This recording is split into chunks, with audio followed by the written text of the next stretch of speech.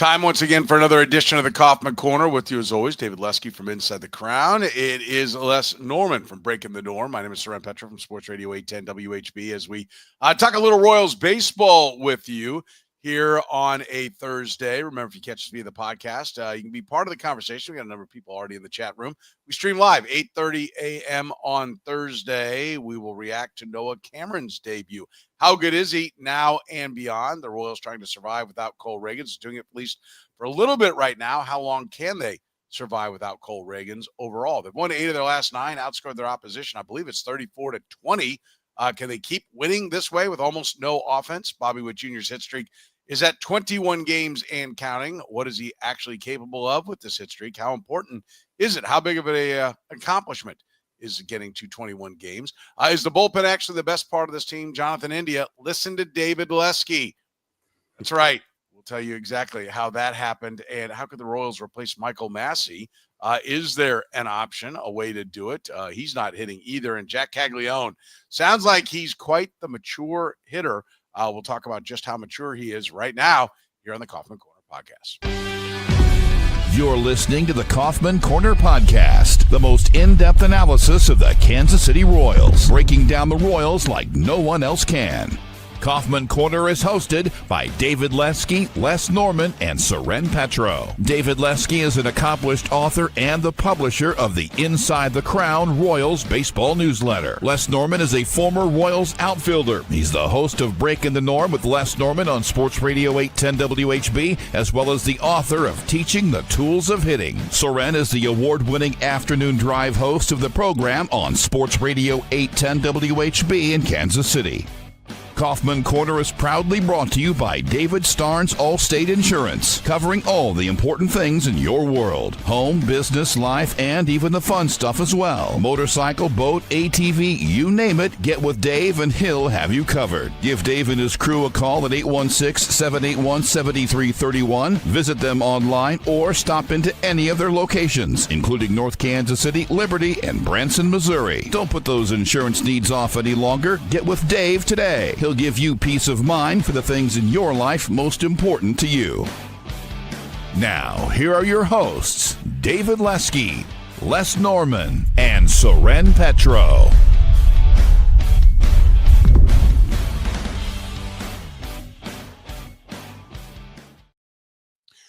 All right, thank you very much, Curtis. Let's get started here, boys, as we have actually quite a lot of ground to cover. As I was going through everything we're going to talk about, I'm like, that's an aggressive rundown.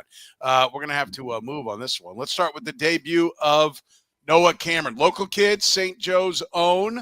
Curtis said this is the 8th or 9th player to debut from St. Joe Mo. So congratulations to everybody in St. Joe and certainly Noah Cameron and his family for making his major league debut in front of 10,000 people, not tens of thousands, 10,000 people, as it is a minor league park, which is kind of unique. I think that's actually cool, a unique distinction in your career. It'll be a great trivia question if he goes on to a great success. But what did you think? Noah Cameron, 6 1/3 less, 1 hit, no runs, 5 walks, 3 strikeouts. It's not your conventional 6 1/3 shutout line score, but it was 6 1/3 shutout innings in a debut. Not bad.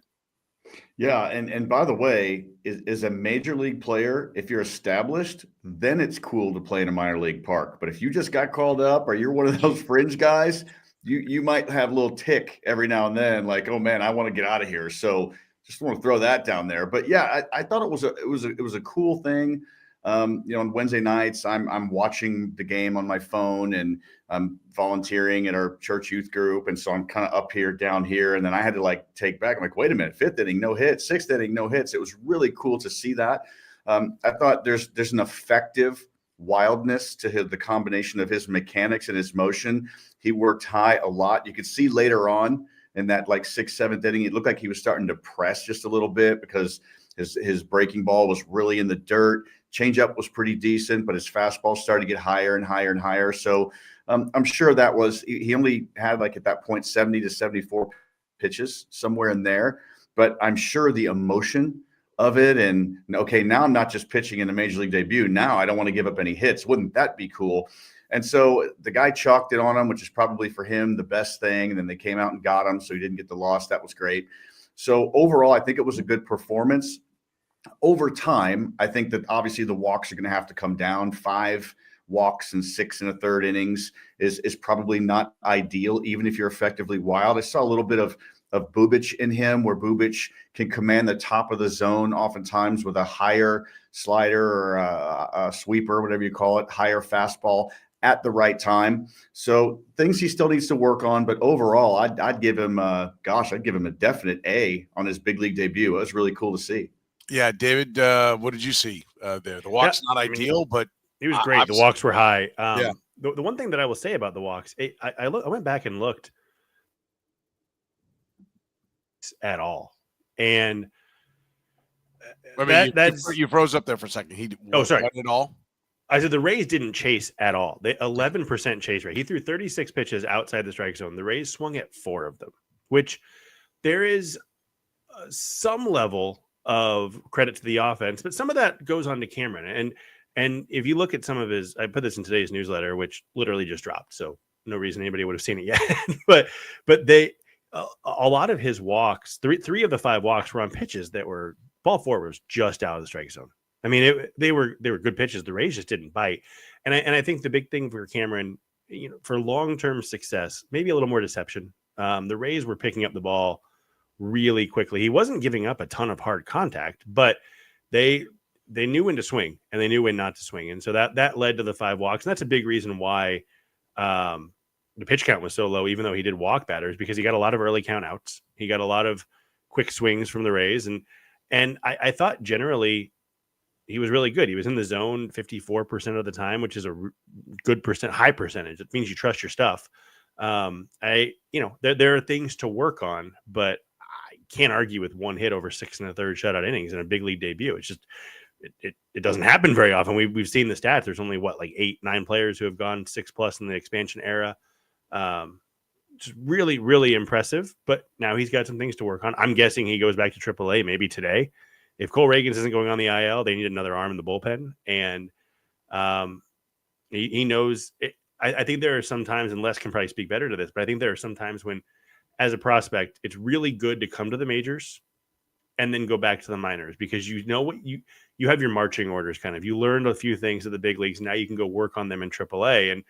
And I think he's going to get that chance because the rotation is just so stacked that there's not a spot for him. But really great start to build on, and now he can work on some things. I also think you can kind of get by sometimes. Big leaguers that have been around for a while, it's like, oh, we got a minor leaguer tomorrow. Let's go out and get some pops, fellas. Little minor league guy going, or the scouting report. Okay, yeah, I got this guy, this AAA guy, no problem. I'm not sure how much. No, this is one of the more quality prospects in the Royals organization. You should probably give it a solid look. I think you can get by sometimes. I think guys either come up and quake in their boots and melt down and they get crushed, or maybe they're pretty good, which I think we should feel good about Noah Cameron's start. But I do think you can kind of get over on some guys, and that I think there was a little bit of that in this. I will say this is a good lesson. You see 27 strikeouts, 8 walks down at AAA in 22 1/3 innings with only 15 hits. So the whip, the walks plus hits divided by innings pitched, is 1.03. That's very good. It's right around a 1, right? But the 15 hits to 22 1/3 innings, that's not likely to continue at the big league level, particularly for a guy that no one's talking about being an ace, isn't striking out 14, 15 per 9, means he's getting a lot of bad contact, which means he's doing his job. He's effective. But when you translate that up to big league hitters, it's going to play more like a hit per inning. Now you look at 8 walks. If he's at 22 hits in 22 1/3 with 8 walks, now you're starting to be like, oh, now we're getting a few too many base runners. And I think we saw 8 walks in 22 1/3 is a little high for where you'd like it to be. And again, against lesser hitters, I think we saw that with the walks. I think the lack of hits is probably with the quantity of strikeouts he gets is an unlikely number, right? So the walks have to get a little bit better. Les, you mentioned effectively wild. He's got to be less wild and still be effective, right? If we're going to talk about him being really effective for the long haul. And he knows that. We're not splitting an atom in talking about that. With just the raw stuff and the ability and what we've heard and the knowledge and just his presence on the mound, 3-starter, 4-starter, ace. What do you, just lobbing a grenade from a long, long way away. What do you think? Yeah, I mean, I think velocity-wise, I projected him. My mind, as you were talking about that, the number 4 came to me like a number 4 type starter, maybe a 5th on a really good staff. I do think the walks need to come down. The thing that saves him a little bit is because he's got a little bit of a funky motion. He hides the ball a little bit, and being effectively wild, he misses down, like really down.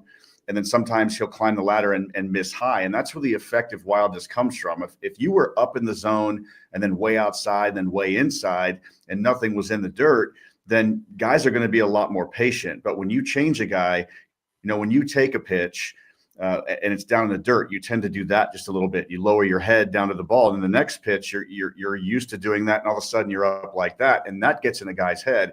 That's where the effective wildness comes from. But eventually, again, big league hitters are big league hitters for a reason. And so he's going to probably have to mix that. If he's going to go up and down in the zone, it's going to have to be where you're trying to get a swing and a miss, maybe an inch or two above the top of the zone. And then maybe you're an inch or two under the zone, but the bury in the dirt and then a 2-2 count where you're missing a foot high and the catcher has to save you. That's a little bit of a sign where he's going to have to definitely clean that up a little bit. Not only, only the 15 hits in the minor leagues, again, those are minor league hitters and they get a little bit more jumpy and they don't have the experience and they're trying to prove themselves. And so that front elbow lifts on those high pitches and they check swing a lot. And so I agree. He's probably going to maybe go back down to the minor leagues. And that's the one thing he needs to work on. And if he can lock that in, he'll fulfill that potential they saw in spring training and the conversations they were having about a future rotation guy for the Royals. Now, last thing, on this Royals team with this offense, that's not going to do him any favors right now. So he really needs to go down and lock those walks down and really get those mechanics set. Because if he comes back up and they're still averaging only 4 runs a game, he's going to struggle a little bit. And that's not going to be his fault. But again, you can't expect a young guy like that to go out every time and only give up just a few hits and none or one earned run. It's just not sustainable. Yeah, a couple of things. Tony says it's nice to see a Royals call up, especially a pitcher, come up and kick ass right away out of the gate, something we rarely see. I do agree, and I think that is a great sign for him. Kurt put in the defense made some great plays last night to help him, yes, and this is supposed to be a team built on defense, even though they'd had some problems in moments, but that is nice. It makes it easier for a kid to come up and debut if he's going to have good defense around him and not have to get 4 outs 2 or 3 times along the way. Steven said, I'm totally buying in on Cameron. Who gets traded out of the rotation for an outfielder? Sort of tongue-in-cheek, right? Sort of tongue-in-cheek. Big picture. He's 5 years from now. What is he? You got David, you confident he's a big league pitcher? Confident he's part of the rotation? If so, how high up in the rotation? Yeah, that's a good question because I think that and the Royals see him this way too. My opinion, he's a starter. And so I don't know that there's a reliever floor for him. And that's not fair. There are long guys. When Daniel Lynch ends up being a dominant, I am done saying there are guys that can't be. Yeah, because he was. You're right. Start or get out, and he's instead thrived as a reliever. So I'll shut my mouth on those kind of comments for a while. That's fair. So I think that maybe I jumped the gun on that a little bit. I think he's more likely to be a good starter than a good reliever. But I'll say that. But yeah, I mean, I think he's a back of the rotation starter. I think he's a guy who, I think about, and there's not a lot of similarities in their repertoire, but like Jose Quintana gets it done with command and, not great velocity. Just generally, lefties can do that. Lefties can be a little. There's a reason there's a crafty lefty and there's not a crafty righty. You never hear that, even though Seth Lugo is probably a crafty righty, to be honest. But I think he can succeed in the big leagues as a back of the rotation starter. I don't think he's ever going to be a 2 or a 3 in a rotation unless we start to see some things kick up. Like in spring training, his first, I can't remember if he started or relieved in the first game he pitched, but he was throwing 95. And the fastball was getting some run and some whiffs. And I think there are some adjustments that can be made to, I mentioned today, Chris Bubich lowered his arm slot a little bit. The fastball got a little more rise, a little more run. Maybe he could do something like that to get a little more on the fastball, but until his fastball becomes a pitch he can rely on at times, even, I don't think there's a huge ceiling. But look, you need a 4 and 5 starter. You need 5 starters to get, you need 8 to 10 starters usually to get through a season. So there is a place on the roster for him because he throws strikes and because he can get out. And so I think that's where he can be a big leaguer for a long time. How about surviving without Cole Ragans, right? Like they did it. Noah Cameron. I mean, this is exciting, and I agree with the initial comment about having a guy in your organization come up and be able to do this, so you don't have to feel like, oh my God, it's just a white flag. Eduardo Villasi's name got thrown around on 810. Yesterday. That remember the time they just put up a white flag and said we can't win. And Mike Sweeney was not happy that he felt like it was just like a forfeiture from the organization. Noah Cameron gives you a chance to win the game, and they did. And that's, you got to do that along the way. I think we looked at it, it's been 5-6 years ago, but you need 8 starters, and not just like a guy got an opening, an opener assignment or whatever, but you generally need at least 8 starters to get there to the postseason. So that's nice. But we don't want to see it be at Cole Ragans' expense, right? Like they can't get to where they want to go without Cole Ragans pitching, at least 20, 25 starts. Like, and this is kind of a chronic thing, the leg injury. You like that a lot more than an arm injury, right? But it seems to be kind of something he's battled the whole time here. Like, how do you solve that part of the equation? Yeah, I just think you got to go back into the regimen. What's going on? If it's not a pulled hamstring or a quad issue or a calf issue or something that is serious is going to get you on the IL, then it's just that nagging injury. And usually with a nagging injury, there's got to be something you can do, an adjustment in your running. I mean, pitchers run a lot. I mean, they just do. It's just what they do because it's great to have a good arm and your hand, your curveballs, your changeups, all that stuff. That's what gives you your stuff, shoulder health, all those things. But your legs are what drives you forward. Your legs are what gives you that stability. And if you're not stable underneath you, then you're going to try to start making it up with your arm, even if you don't know it. I mean, it's how many times have any of us athletes or not have an injury on one side of your leg. And so then all of a sudden your other leg gets sore after a week because you're compensating. And so that can happen very quickly. So I'm glad he's not going, at least right now, on the IL, and it's not going to be long-term, but is this going to be a chronic thing? Where every 2 to 3 starts, he's going to pitch and all of a sudden his leg's going to come back. So the training staff needs to combine with the medical staff and really figure this out because this can disrupt a pretty strong rotation. And right now, the rotation, I'm probably jumping the gun a little bit on topics, but the rotation to me is the strong point of this team right now. And he's a huge part of that. I mean, Cole Ragans can deal. I know he's had a couple starts and it hasn't been Reagan-esque. But regardless, he is a key cog in this rotation for this team to be successful. And for that to take place, he's got to be on the bump. He's got to be out there. And if it's a chronic nagging injury, they got to figure out how to get this thing knocked out or else it really can disrupt a whole season over time. Yeah. And I think, that's what you're worried about, right? Like it is great to see that they've got somebody that can fill in, David, but you need that ace. And particularly when you get to the postseason. And this is the thing that you don't want to see this like, okay, here we are, and we're in the divisional playoffs, and Cole's got a groin injury or Cole's got cramps. Like they do. I love what Les said there. Going in and finding out, is there something that's in the preparation, that's causing this issue? Because they need him to get past this. Yeah, and look, everything you hear about Ragans is he's Alex Gordon-esque in his preparation, his work in the offseason, all that, which is great. But I mean, Billy Butler. You said this. A lot of people have said it. I feel like Billy Butler mentioned you can't pull fat, and Cole Ragans is. I think I know I've said that about Billy Butler. I don't know that he said it. I'm wondering. Really? Well, okay. I'm like 95% sure he said it once. That's Billy. Which was great, crazy because he wasn't always self-deprecating, but I'm 95% sure he said it. And in Billy's defense, he was not some giant bloated fat ass. I mean, that's the thing. He wasn't Alex Gordon.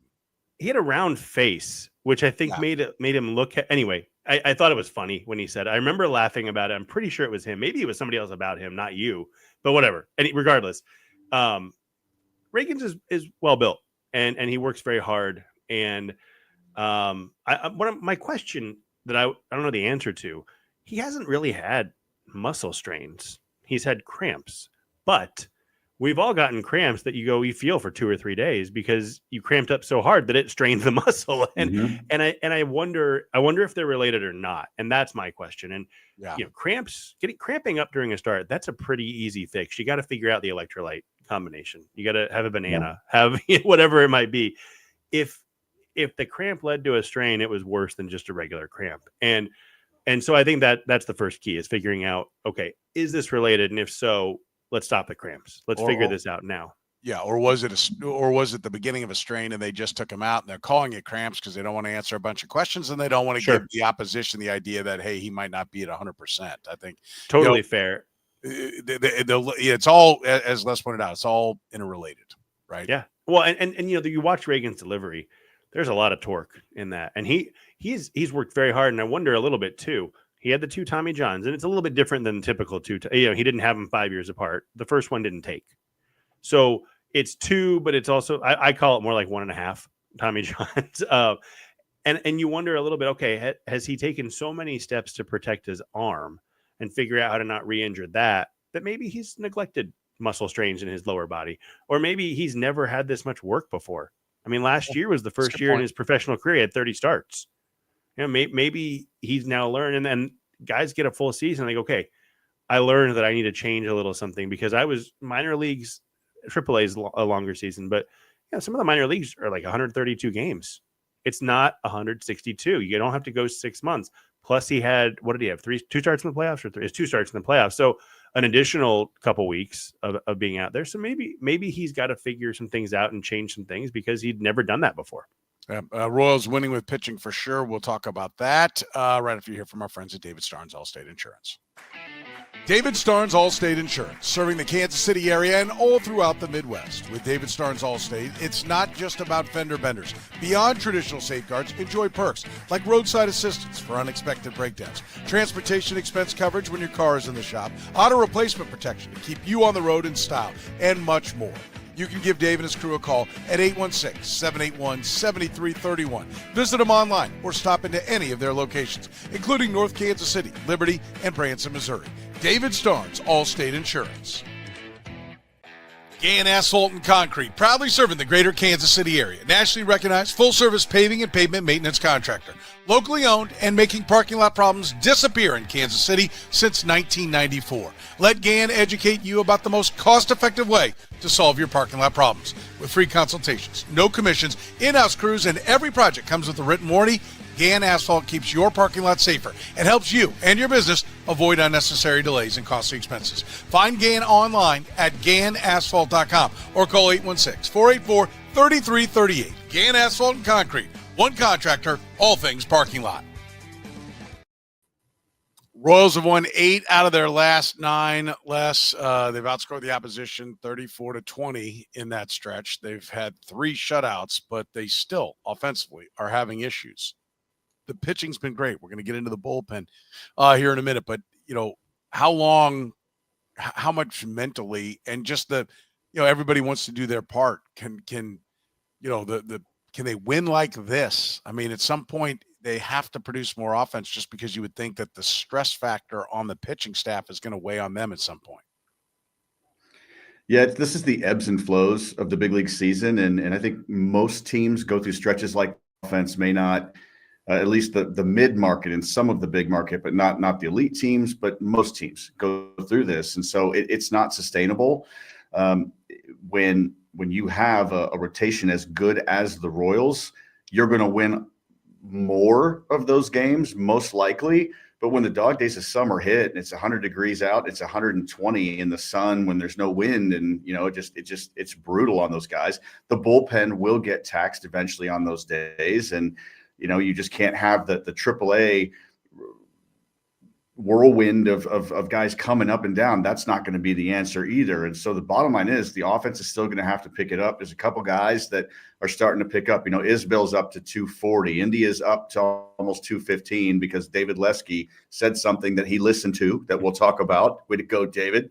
So it's going to have to be a situation where they're going to have to bump up to the 5.5 runs for a stretch, because it's not something the Royals can handle over a long period of time. Sure, it's fun while we're sitting here talking about it. 8 out of 9 after being 6 games below 500 early in the season. Man, that's been awesome to watch. And we're on Bobby hit streak watch, and everything's been fun during this stretch. And they finally got out of that stretch where it's a difficult schedule. They're on the road 17 in a row, a 2-8 road trip against good teams. Yeah, that was tough. They weathered it. Now they're back over 500. But the offense still has to pick up a little bit, because there's still a couple guys that we'll talk about that really are struggling, and they should be producing. And so this is something that we're going to You have to be able to look in the future, and something has to change now while they're hot, because it's really hard to fix something when they're not. 16-15 right now. You'll take it. 14-17, the expected win-loss. So it says that they're either, and I think good teams find a way to win close games is a phrase that I use in football. I think it's less true in baseball just because of the long grind and how much more difficult it is to score. You can't be like, well, we're going to bring out the A plays here, right? Like it's a one-on-one matchup constantly, batter versus pitcher. But I do think Matt Quatrero and the coaching staff, they got a pretty good plan on how to get one run across and how to mix and match the bullpen. So I expect them to kind of, outdistance their expected win-loss, but this does kind of show that they're putting a little too much pressure right now on the pitching staff, David.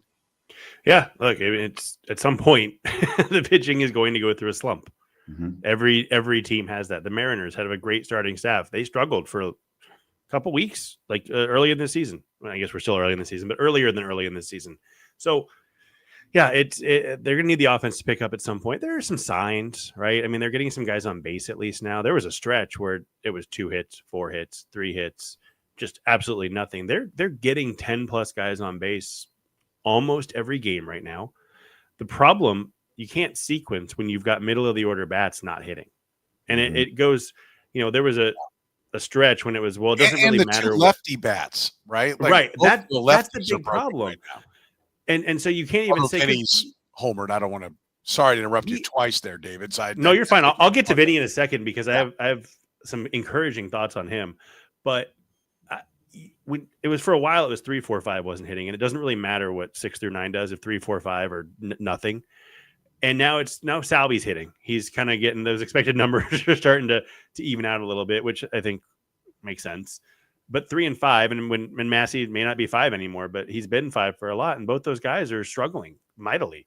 And so you get a couple guys on, and then you just can't get anything done when the middle of the lineup is doing nothing. And so that's a problem, and they have to figure that out. And to your point, they're both the 2 big lefty bats. Ideally, you would like to separate. You've got India, Witt, and Perez. You'd like to put a lefty in that 3 spot. If Pasquantino doesn't figure things out, and I'll get to it in a second, I'll keep teasing it for 3 seconds down the road. But it doesn't. You have to not worry about it. You can't say, okay, we got to shoehorn a lefty in there. No, put Garcia there or whatever. Put Salvi up to 3 and Garcia at 4, whatever that might be. Now, the encouraging thing about Pasquantino, we've talked about this before. He says he's swinging too hard. He's hitting the ball too far out in front. He's yanking the ball, all that. We've seen it. We've seen it all season long. There was one on was it Saturday night, Sunday? I can't remember. There was a game where he hit a ball 350 feet foul down the right field line. Make contact at the right point. That's a long home run. But since Friday night, these are his last 3 batted balls where they went. Second base, shortstop, left field, center field, the right field corner. That was his home run. Center field, shortstop, second base, first base. Second base, right center, first base, left field. That's Vinny. That's where he lives. If Vinny Pasquantino is hitting the ball up the middle, if he's spraying the ball to left field a little bit, that's where he's successful. And over these last 5 games, it's a very small sample. So let's grain of salt. His expected batting average is 362. His expected slug is 799. He's 3 for 19. So you're starting to see, okay, the results aren't there, but the underlying data is showing much better things for Pasquantino. If he figures it out, when he figures, I don't think there's an if. I think it's a win. The problem is, can it be quicker than this? But when he figures it out, the lineup just looks different. We talked about this. It runs on Vinny. And when he's going, the lineup goes. We saw them last year. They were 5th in baseball in runs scored, probably because of some unsustainable batted ball luck on with runners in scoring position. But they were 5th in all of baseball in runs scored the day he got hurt. With a very similar offense and not a leadoff hitter. They had no leadoff hitter doing that. So if and when he gets going is when the offense will be much better, but it's got to be soon. And he's got to start to get back to those expected stats soon because they need him badly. Bobby Witt Jr.'s got a 21 game hit streak. Les, how impressive is this? And what is he capable of? The franchise record is 30 in a season, 31 when you spread it over the 2 years. Whit Merrifield did it over 2 years for 31. How impressive is this? I think it's really impressive. I mean, I don't know that I could ever even achieve that in a wiffle ball game against my kids. I mean, that's just tough to do with big league pitching, and it just shows you how unbelievably gifted and a generational talent that Bobby Witt Jr. is. It's hard to concentrate. I think Cal Ripken said it's hard to concentrate for 4, and even if you get a 5th at bat for every single time. And so the way you're getting pitched, pitchers are trying, even if the scouting report doesn't say it, pitchers are trying to be the guy to break that. And so they may pitch him a little bit. And if a young hitter like Bobby Witt Jr., even at that level of talent, can shut down mentally and not think about it, I think he's got a chance to really go further than the 31. And 21 is unbelievably impressive. He's only really 10 games away. We say only. It's his talent level, not ours, of course. But I think it's amazingly impressive. Can he go deeper? Yeah, because we've seen some of the hit streak still alive because of a last at bat single or a little dribbler or a ball he beat out to second base that they just couldn't get to in time. So, and you have to have those for long hitting streaks. So I think it can go deep. There's going to have to be a little bit of luck involved, but man, it really is fun to watch because he is heads above all these other guys in the lineup. The way he swings, the pitches he swings at, the consistent contact, the way he uses the whole field. 99-mile-an-hour fastballs inside, he can turn on and keep them fair. He can go the other way. He'll look bad on one pitch, like really bad, like he missed that by a foot, like he was guessing. And then the next pitch, he'll spit on the same pitch. And so just the number 21 games is really impressive, but the way his approach is almost every single at bat, it just continues to blow me away. If I was still coaching and had kids, I would bring in video of the way he approaches his at bats, not just how hard he hits it or the statistics of it, just the way he goes about. And I think that lends to why we're sitting here for the game this afternoon looking for 22. I mean, it's just really cool. And I think he can stretch that and beat that record. Beat out the infield hits with his legs, his incredible talent to get the bat on the ball. I mean, He is kind of built, David, to be a hit streak guy, right? Like he's walking more, but he's still not a big walker. So that means he's not going to have an 0 for 3 or an 0 for 2 with 3 walk day, probably that knocks him out of the streak. He's going to get his swings on. I mean, from this standpoint, he's kind of equipped really well. If he were left-handed and an adroit bunter, then he would have a couple more things in his column that you would think, okay, he could put a really long one together. But otherwise, and he's got all the tools to have a really pronounced long hit streak in his career. Yeah, lefty versus righty is the only thing that would make it better because he'd have an extra step out of the box. But hey, he puts bat on ball. He sprays it around the field, so you can't shade him one way. He's not getting shifted on. If he is, it's very little. He hits at the top of the lineup, so he has more at bats. He doesn't walk that much, like you say. I mean, everything we've said, this allows him the opportunity to get hits in any given game because he doesn't have to have a good game to get a hit. Like a dribbler to a weak ground ball to shortstop, which he doesn't hit a lot of weak balls. A lot of his contact is rockets. But a weak ground ball to shortstop is a hit. Okay, that's 22 games. He's got so much power that you can't play him shallow in the outfield, so he can bloop the ball in. I mean, you look at a guy like Joey Gathright, not to bag on a current player, Nicky Lopez, they don't get bloops because the outfielders don't have to respect any power. Right. So the ball can't drop in there either. So he's got everything going for him except for being right-handed instead of left. And I'm not going to say he's going to get to 32 or 57 or 40 or whatever the number. But if there's one player in baseball I would predict could do it, it's him because he has everything you want in a hitting streak guy. And we saw it last year. He had 5 of 10 plus games, which none got past. Was it 15 was his high or 14, whatever it was. None got past that, but he's somebody who you can, if you're betting the over on half a hit, you're probably going to win a lot more than you lose on Bobby Witt Jr. because he has all the tools to get hits. Yeah, no, it's impressive and it's fun to watch, and getting the job done in the 8th inning the other night, a couple of games ago, the game within the game. add some extra drama It's good. for the fans to enjoy what they're watching. Yeah, it's fun. Let's take a break. You'll hear from our friends at Whataburger, and then we will get into just how good this bullpen is. Your favorites are back, Kansas City, now for a limited time at all your KC Whataburger locations. Get the mushroom and Swiss burger, 2 large beef patties, Swiss American cheese, fire-roasted mushrooms, and creamy au jus.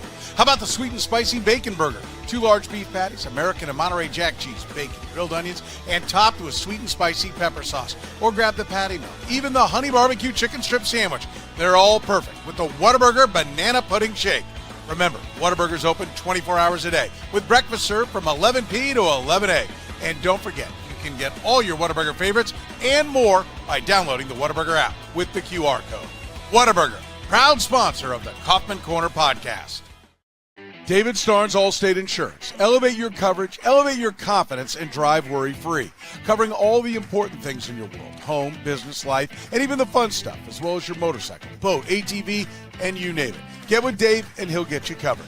You can give Dave and his crew a call at 816-781-7331. Visit them online or stop into any of their locations. North Kansas City, Liberty, and Branson, Missouri. Don't put those insurance needs off any longer. Get with Dave today. He'll give you peace of mind for the things in your life most important to you. David Starnes, Allstate Insurance. The bullpen has hit its stride. David, is it actually the best part of this team right now, the way they are performing? And, especially when you see Angel Zerpa going out there in an important situation and getting the job done?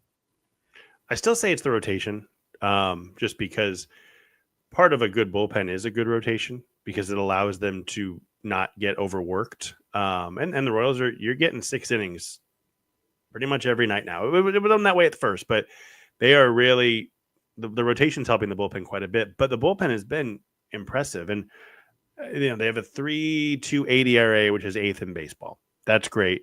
Some of the underlying numbers say they're probably overperforming a little bit. Their strikeout rate is low. Lucas Erceg isn't striking guys out, which is a little bit weird. I think his command's been a bit off since he got hit on the heel. I don't know, maybe just a little bit, a little trouble his last 3 or 4 games. The walk rates, middle of the pack. They get a ton of ground balls, which I think is sometimes those don't lead to ground ball pitchers don't get strikeouts sometimes because they're looking for that contact, and the Royals infield defense is good. So maybe there's something to that, but I think it's a really good bullpen, and I think it's going to get better when Hunter Harvey returns. Still think the rotation's there, but look, the pitching staff, what's the strength? It's the pitching, because the fact that we're even having the conversation with this rotation says a lot about the bullpen, because the rotation's great and the bullpen has been too. Yeah. What do you think? Is this bullpen the strength of the team? The rotate? I agree with what David says. If you ask your bullpen to pitch 2/3 of the innings, there's going to be a problem. But they're looking pretty dominant. I mean, I don't want to say HDH and put that kind of pressure on it, because that was a special time, and they're using guys a little bit different with wanting to put Lucas Erceg up against certain, batters out there. But Les, it's it was half and half. Half was good, half was a disaster to start. And very quickly, they're all really good except for one guy that they're trying to get going. And you can kind of see the writing on the wall and when they would make the cut there. How good is the bullpen? Yeah, I agree with both of you on that. I think that the strength is the rotation. And I really like the point on when they go deep, it lets the bullpen rest. And a healthy bullpen is able to attack the zone, and their arm doesn't drag mechanically. Their legs are in shape and they can drive forward. So I think the rotation still is there. But one of the things I'm seeing now, again, I have not looked at the statistics on this. I know, big shocker, I didn't look up the stats on this. But it seems like the bullpen is doing a better job this year, or at least even as the season is going on in this short sample size, that they're working both sides of the plate really well, and they're around it. I feel like in the past, guys in the bullpen would come in and they'd be throwing hard, but it would be right down the heart of the plate. And even bad hitters can do some damage with that just by swinging if they're late. They just hit a laser the other way. And so when you watch these guys throw, like the different arm angles, I like a 91 mile an hour slider up and in just inside the strike zone, and then a changeup just off the plate, but a hitter can't lay off. I think the sequences by the bullpen have been really, really good. Sometimes they'll pitch expectedly and just be really good with their stuff, and then others they'll pitch backward and it just gets a hitter all twisted up. And so that confidence can be ridden out. Bullpen guys feed off of each other just like starters do.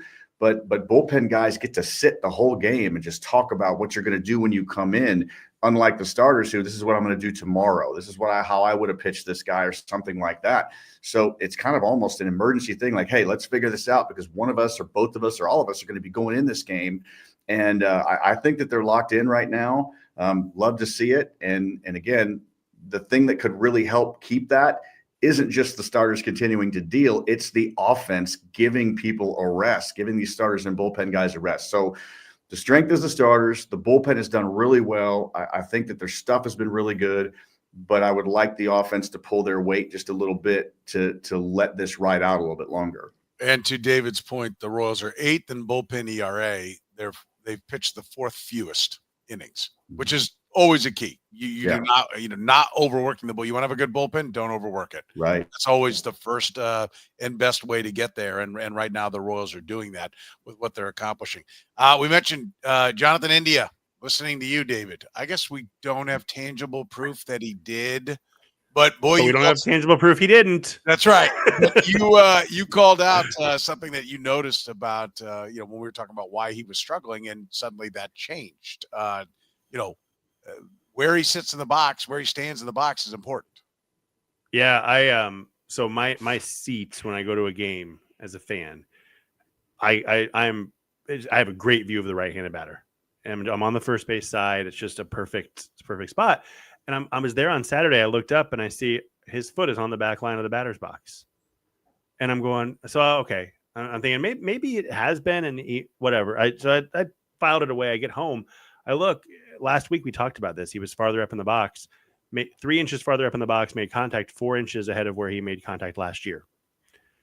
I looked over the last few games back to where he was in 2024, and within a tenth of an inch, and that's negligible. And making contact about a half inch ahead of where he was last season. So he's still not 100% back to where he was supposed to be, but that went back. It started on Thursday, which is maybe proof that he didn't listen. I don't know. But he did sit the first game of the doubleheader. He was out of the lineup on Wednesday, the day before when it got rained out.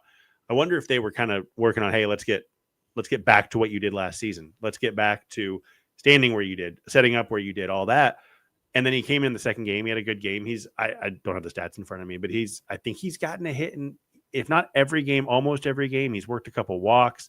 His on base percentage, it's only 6 games, so small sample, but his on base percentage is really good in those games, and they've won most of them too, which is, I think there's a correlation there. When the leadoff hitter gets on, now a lot of it's been pitching, but they've scored early too in games because Jonathan India has been a better leadoff hitter, and I think that it's helped him quite a bit, and it gives me encouragement that these small adjustments can be made relatively quickly that can actually make a difference. Yeah. There it is. Terry says, go ahead, David. Take credit for it. I'll take it. Hey, I'm not going to say no. Yeah. Look, I think this is interesting, Les. Kevin says, why would they ever change his stance that drastically in the box? Or why would the player? I said, it can't be accidental. I don't know. I mean, we are talking about, like David didn't say he's 3 feet back, right? Like we're talking about inches here. How much tweaking goes on, and why would he have gotten away from his normal? So is it just like you're kind of not paying attention, and you realize, oh, wait a minute, is it a different stadium? Yeah, you don't have you park your car in the garage and you pull up, and you go, okay, I'm in line with this pole or whatever, and then you move houses and you're like, I don't know where to park. I don't know how far to go in this garage. It takes a little while, and I'm not saying that's what's happening, but there are a lot of factors here. Yeah. What do you think, Dave? What do you think, Les? Well, there are a lot of factors in the sense that, at home, you get used to it. You get used to the batter's eye. You get used to where you're at. I know both minor leagues and big leagues in different stadiums, there were some stadiums where I felt like facing a pitcher, he felt like he was pitching from second base, no matter how hard he threw. And then there were other stadiums where the batter's eye and the lighting and the way the stadium was built, just the peripheral vision of it all, made it seem like the pitcher was just putting the ball in the catcher's mitt, like he was right on top of you, and he was only throwing low 90s, upper 80s. And so there's a weird illusion of spatial just feel for a hitter. Now, I would say that just moving from the middle to the front of the batter's box to the back of the batter's box is not a major change for a hitter in as far as changing a swing goes. All it's doing is buying you time. Now, it may help you with left-handed inside breaking balls, but it may hurt you that you get a different look on curves and sweepers away from a righty. But the bottom line there is if you're moving back in the batter's box, it's just affording you more time. And not only, I think to David's point last week, and David, that all the Royals coaches were sitting in a coffee morning breakfast meeting watching this broadcast. That's why they did it. Yes. That's why they did it, right? So 100%. Yeah, absolutely. So it's not that drastic of something. It is just buying more time for you to be able to see it. He was lunging at the ball. You could see it. You made that point, and then I went and saw a couple pictures of a contact point from behind Jonathan India from the third base side, and you can see his head was over his front leg, and his front leg was bent. His back leg was straight. So either you're lunging or pushing. He's a strong guy, and he doesn't lunge very much. He just kind of flicks out at the ball when he's not getting a good feel for it. We also talked about that last week on a 3-2 pitch. After a really good at bat, then he just decided to lunge, and that was the pitch that ended the game when Bobby Witt Jr. was on deck. It's the one loss they had over the last 9 when they lost 7-3. And so I don't think it's a drastic change, but I think it was definitely favorable for him. I think you're going to see his average start to tick up just a little bit because he just has more time to see the ball. And when you see the ball, even with a swing that might not be mechanically perfect, you're confident. And when you see it, you're confident. When you're confident, you're going to hit, and you're able to feel those adjustments. The hand-eye coordination is a big deal. It's not just a talent. When you see the ball well, then your hands are going to get to it really well. And so that one little move, I don't think it's a big move, that one little move of backing up in the box, like you called, mister, could make all the difference in the world. And I predict that we're going to see Jonathan India start to creep up to that 250, 260 over the next few weeks. Yeah, get back to the numbers that he traditionally hangs there. Will he get back to playing the spot he's traditionally played? They have a problem with Michael Massey and the numbers he's putting up. How, David, do you go about replacing him? I mean, Kevin Biggio was the answer, to start the game last night. What are some of the answers if you finally just say, look, Massey needs a reset down to the minor leagues? Yeah, and I feel like we're getting close to that. You look at the encouraging Vinny numbers. There's no encouraging Massey numbers. It's just there aren't. And this happens sometimes, right? I mean, I'm sure there's 100 reasons why it's happening, but it happens. And the nice thing is the Royals have second base options. They don't seem to like India at second base, so I don't think he's going to go back there. I think he's third base, left field for them. I think some of it, maybe they like him on one side of the field. They don't want to shift his perspective. I've heard that about some players. Maybe they don't like to move back and forth. I don't know. Could be him, could be not him. But they've got Michael Garcia. He's a possibility. Kevin Biggio played last night. I wouldn't put him in the lineup every day. I just don't think he's good enough for that at this point in his career, but he's an option. But down in the minors, Peyton Wilson just got promoted to AAA. He's played, 2 games, whatever it is. So it still needs a little bit of time, but he was destroying AA. And he's 25. It's not like he's a 20-year-old prospect who is rising up quickly. It's his third year in AA. He's a possibility. Javier Vaz came off the IL. He's still in AA, but he played there last year. He could be a possibility. Harold Castro is in AAA. If you're looking for a veteran guy, not my favorite, but it's possible. Cam Devaney, who was crushing the ball in AAA, I think it was a hamstring strain.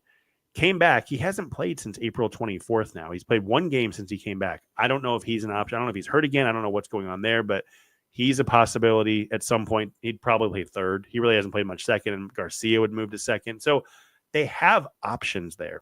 I don't know that they have great options there, but right now, Michael Massey is not a great option. So I think they're close to having to do something, and maybe they're giving him the rest of this stretch because it was 23 games that were a gauntlet and then 16 games that you feel like you can get right.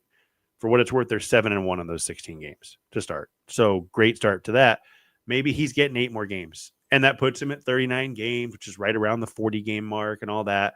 But I think they're getting to an inflection point, a decision point on Michael Massey, and There are options, which is a good thing. They had to pick the right one, and maybe they hit like they have on Drew Waters, who I still don't think is a long-term success story, but he's hot right now, and maybe they find the next Drew Waters who can be hot right now. He's interesting in the sense that he was a guy that when he came up, the Royals seemed to value him more than maybe the prospect hounds did. And then he kind of was growing into their evaluation. It seemed like, okay, wow, second baseman, this kind of pop. And, I know they were very high on him all around.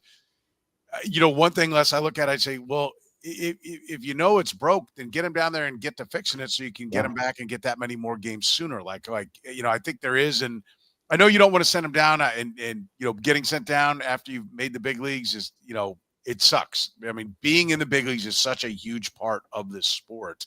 And so I know that they're hesitant to do that too early, but I'm almost like, get him down there and let him figure it out so that you can maximize the number of games that you can get him back once he's fixed, because it doesn't look like it's going to fix here, Les. Yeah, and look, just because it sucks doesn't mean it's not necessary. I mean, bottom line, if something is necessary, then you need to do it. I mean, it's going to be good for him. Sometimes when you go to AAA, it sucks that first day. You accept your assignment, but it clears your head a little bit. And right now, I'm sure he's going to be in his own head. Look, it's his. David, you made a great point. There's zero thing to look toward right now, or to statistically to see what Massey is doing that's going to point us to, okay, he's going to come out of it soon. He's going to come out of it soon. He's not going to come out of it. He's still rolling over. He hits too many pop-ups. He rolls over and hits ground balls to second base too much. And I've talked about this before too. JJ Picollo preseason, in an interview that I did with him, alluded to the fact that if Massey's not producing, it's time that they need to make the adjustment. Look, if Michael Massey plays in today's game and gets 4 at-bats, he's at 100 at-bats. And that's my marker. 100 at-bats is going to tell you what's probably going to happen throughout the season. Now, again, guys can get amazingly hot, but after 100 at-bats, it's really hard to go on a long streak if you're struggling to get your average up to respectable and productive levels. And we haven't seen that. Now, I need to ask you guys both, is Nick Lofton hurt, or is he still healthy and just in AAA? Just in AAA, right? He's not hurt. I think he's just I forgot about Lofton. Yeah, he was up for Tolbert when Tolbert. Right. So he was up. I shouldn't know if he was hurt. Look, he's hitting 307 right now, and batting average isn't everything. And I know I'm really intrigued at Peyton Wilson. I mean, he is destroying. But to your point there, Les, just real quick, 485 on base. I know a week or so ago, he's only had 2 more walks since last week, but 26 walks at 24 walks, he was leading all of professional baseball. Yeah, that's what I was going to say. And if you've got that in stat in front of you, what is it? He's only, like, Nick Lofton only has what, like 75 at bats? Yeah, and like 9 strikeouts. Yeah, his strikeouts way low. His walks are way up. I mean, that's ridiculous, especially in the minor leagues. And so for me right now, that's your answer for Michael Massey. Bring him up and shift some things around. Lofton can play all over the infield. Let the guy go there, and let's use his on-base percentage. Even if he doesn't hit 300, he's going to be getting on base a little bit, and it's going to give a little bit of a different look. And the guy's got some big league time. He's not going to come up here and it's not going to be surreal. And he's not going to be wowed by big league pitching, big league parks, big league travel, just the whole big league mystique of everything. And so I think we can be looking at Peyton Wilson because he is finally figuring it out. Sometimes it takes guys longer. It's just the way it is. It took Wade Boggs a long time to figure it out. And when he did, boy, did he figure it out and had a great career. And so, again, not comparing Peyton Wilson with Wade Boggs, just kind of the idea of time. So they have an answer, but it is definitely time that Michael Massey needs a mental break. He needs to be able to figure some things out. I feel like he rolls over too much. He stands a little bit upright. He does need to make some changes because it's just not working. And look, the Royals waited too long with MJ Melendez, and now he's hitting 129 in AAA. And I don't know if you guys saw this. Did you see where MJ Melendez hit in the lineup yesterday in Omaha? Right? He's been hitting in premium positions all along. I love Jersh. Jersh was my AAA manager.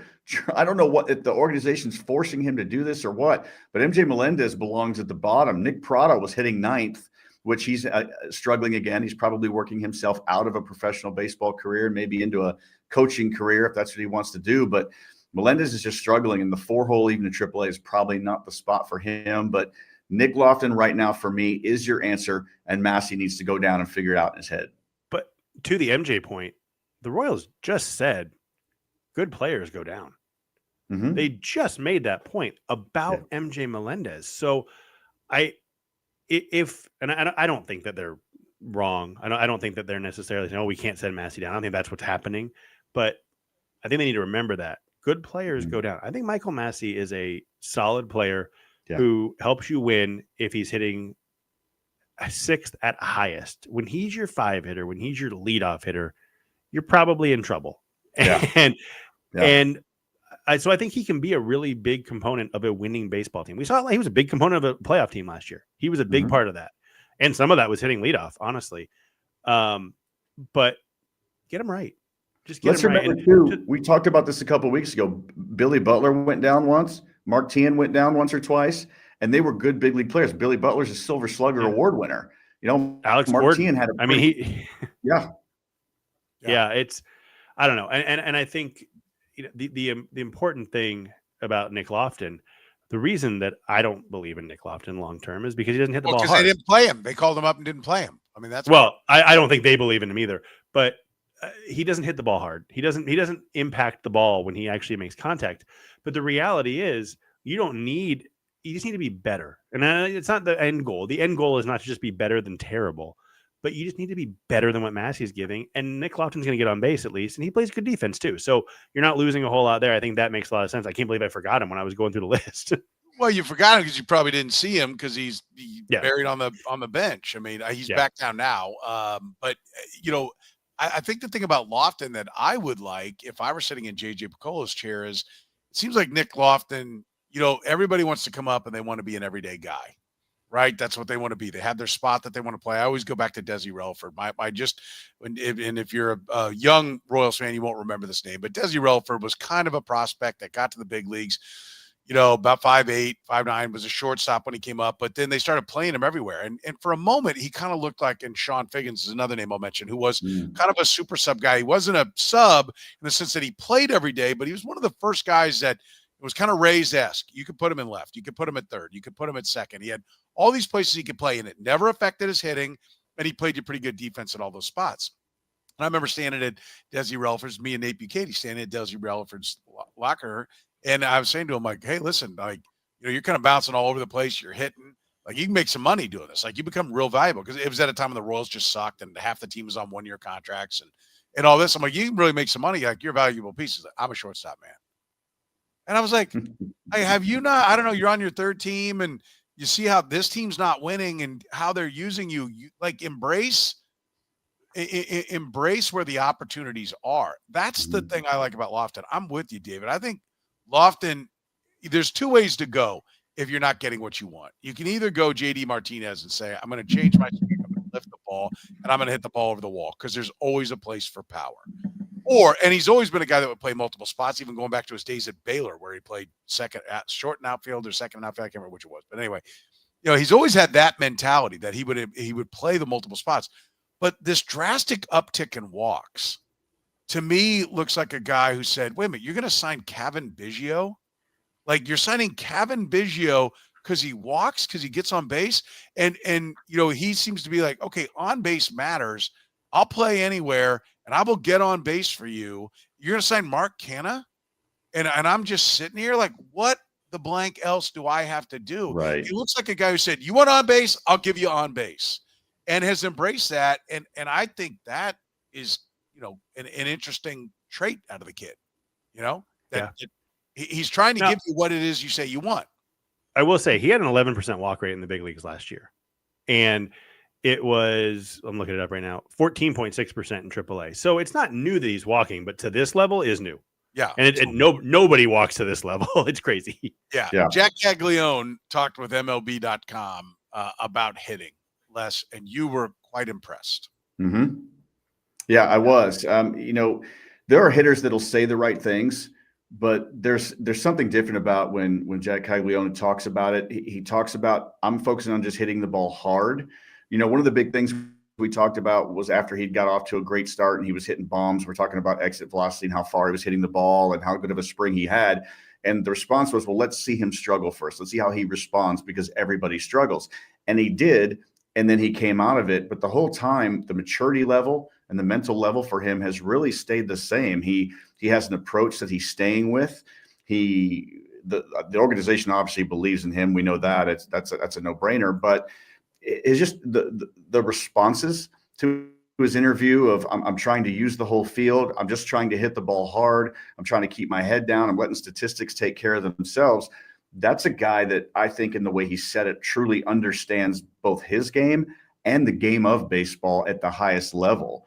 And so when I listen to some guys say that, I'm like, oh yeah, that's ear wash. It's eye wash. He's just saying it. Oh, we're out here every day. I just want to help my team win. Anything I can do.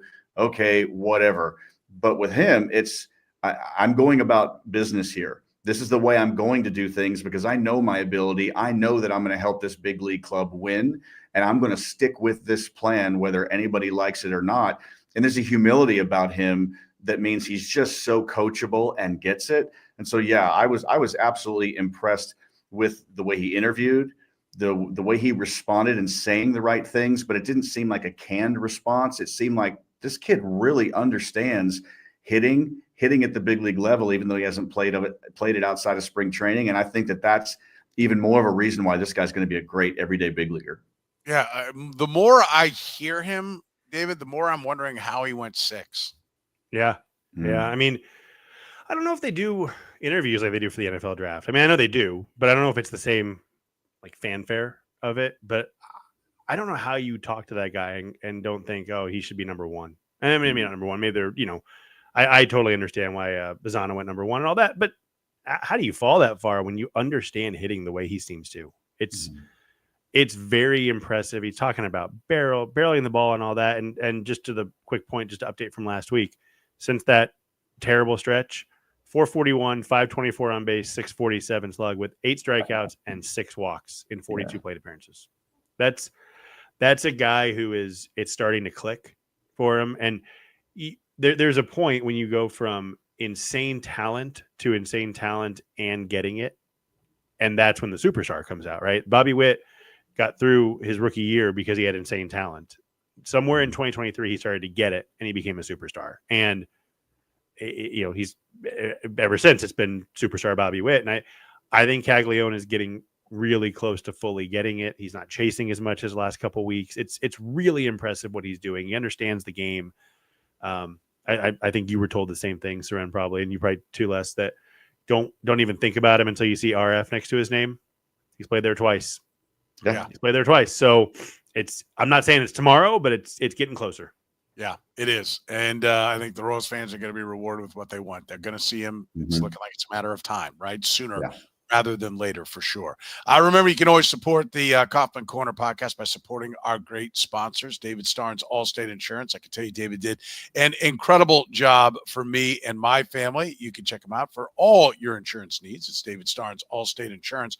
Our friends at Whataburger, they are back with some of my all-time favorites. Love the patty melt. You can also check out the new honey barbecue chicken strip sandwich. It's back for a limited time. The sweet and spicy bacon burger and the mushroom and Swiss burger. Wash it all down with the banana pudding shake. Remember, Whataburger is open 24 hours a day. Breakfast served 11 p to 11 a. And our friends at Gann Asphalt and Concrete. Free consultations, no commissions, in-house crews. Every project comes with a written warranty. If you own a business, make sure you're making a great first impression with your parking lot. Brightly striped, smooth lots makes everybody happy. You can get it right now with Gann Asphalt and Concrete. One contractor, all things parking lot. Find them online at GannAsphalt.com. For Les Norman, for David Lesky, I'm Soren Petro, saying thank you very much for joining us here on the Kaufman Corner podcast.